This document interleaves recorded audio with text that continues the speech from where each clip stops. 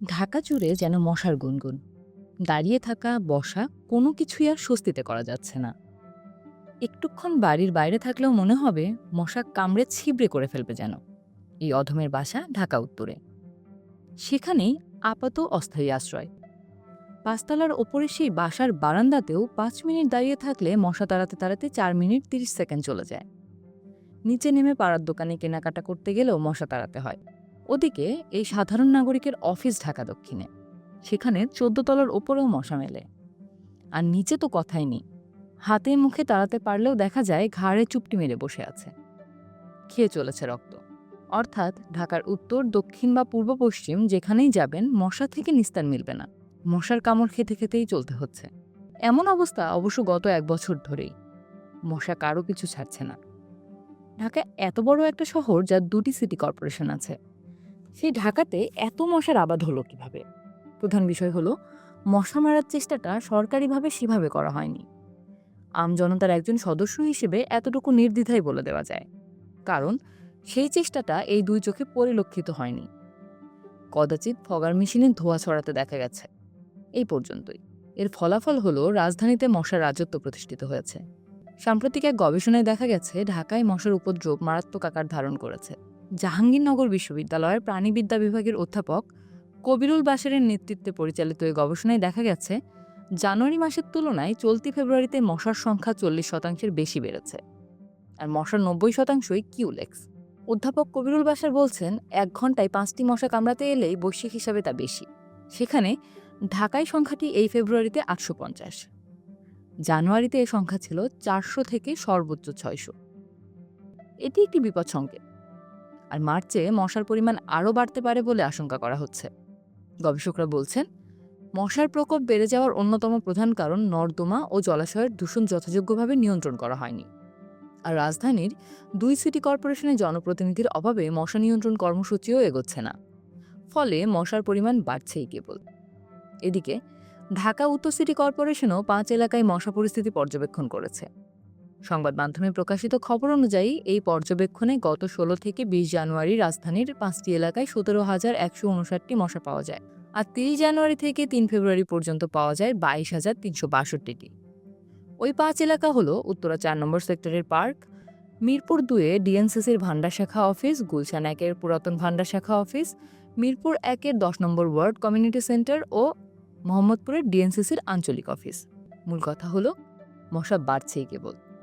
সরকারি বেসরকারি সব হিসেবেই এটা স্পষ্ট। আর সাধারণ মানুষ তো টের পাচ্ছেই কামড় খেয়ে খেয়ে। সরকারি সংস্থাগুলোর অবহেলার বিষয়টি সেখানে দিনের আলোর মতোই পরিষ্কার।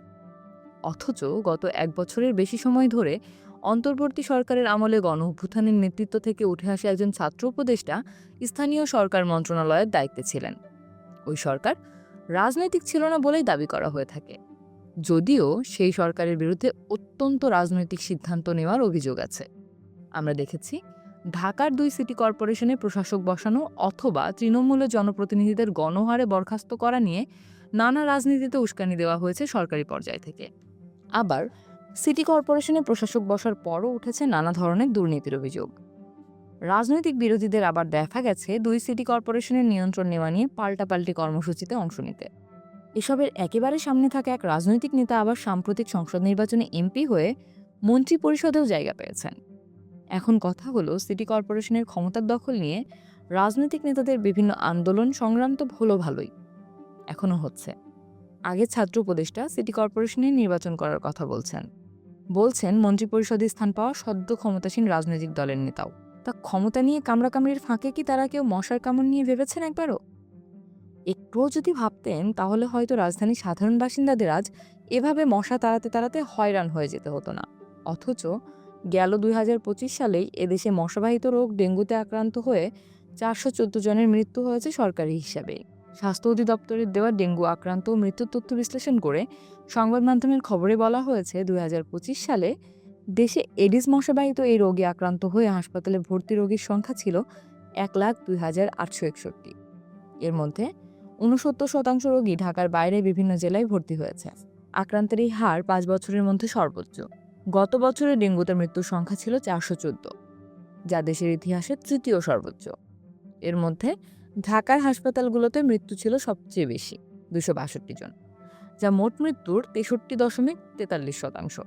অর্থাৎ মশার কামড়ে এদেশের রাজধানীর হাসপাতালগুলোতেই ফি বছরে শয়ে শয়ে নাগরিক মরেছে। কিন্তু তা নিয়ে সত্যিকারের উদ্বেগ উৎকণ্ঠা আসলে দেখা যায় না খুব একটা। নতুন সরকার এসেই অবশ্য অন্তত এতটুকু বলেছে যে মশা নিয়ন্ত্রণে সরকারি কর্মকাণ্ডে সমন্বয়ের অভাব আছে। সমন্বয়ের অভাব থাকায় রাজধানীর 2 সিটিতে মশার উপদ্রব বেড়েছে বলে সম্প্রতি জানিয়েছেন স্বাস্থ্য প্রতিমন্ত্রী।